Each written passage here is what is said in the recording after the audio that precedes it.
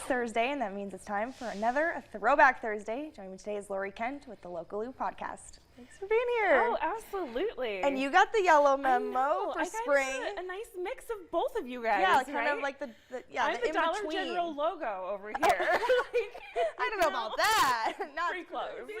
We're gonna have that mix there. Yeah, there you go. Yeah, we're a good combo, guys. Well, happy first day of spring. Oh, I know. It's so exciting. So and, exciting. You know, for spring, I thought, let's go on a little trip. Okay. So we're going to head to Vermillion, which not too far from here, but they have an interesting history. And I've been kind of, last week and this week, I have episodes out talking about Vermillion's history. So kind of going to blend those together a little bit to get just a little pulse on what's going on in Vermillion. Okay. So, you know, the biggest part of Vermillion, obviously, it's Native American land, right? And so in 1804, that's when Lewis and Clark come through with their Corps of Discovery, and they actually spend just a little bit of time there, but they go and visit that Spirit Mound that's a couple miles north of what's now Vermillion, and then they camp along what is now the Vermillion River. So it's really neat to think that they passed through the area, wrote about it in their journey, and it's really cool to have that piece of connection to the Corps of Discovery.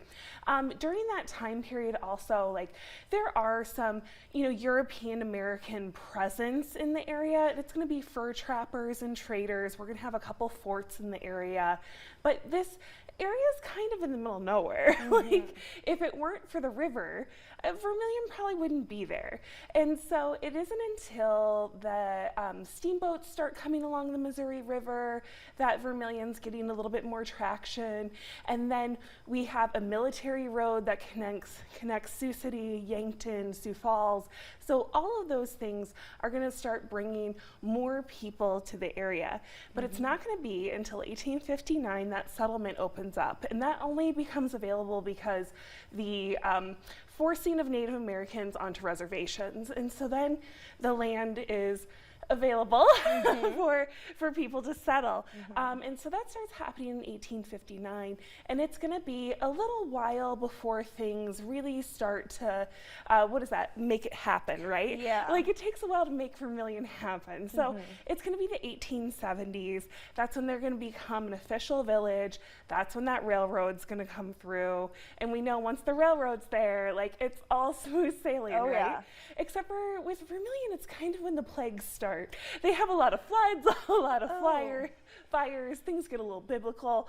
But so it's in the 1880s.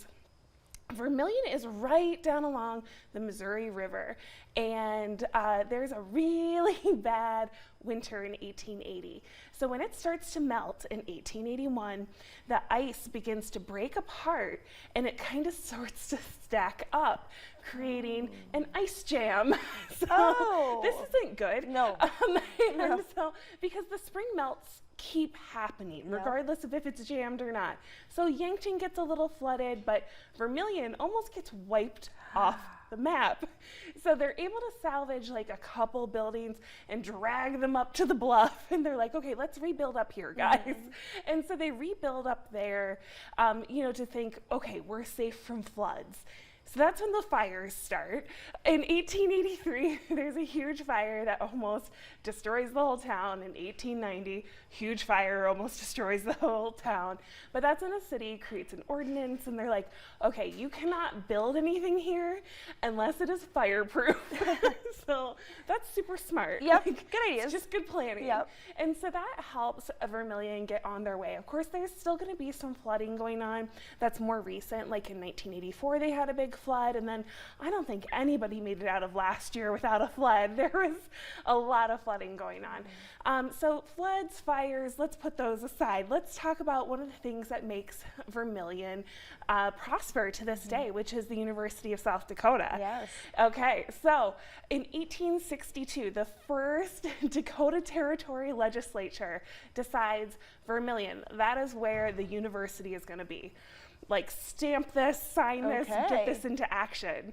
And so it opens up in 1883, which is like 2 decades later. So it takes a while, but guys, like, believe in your dreams. Like, it might take 20 years, but it's gonna happen. And so USD is still there today, thriving.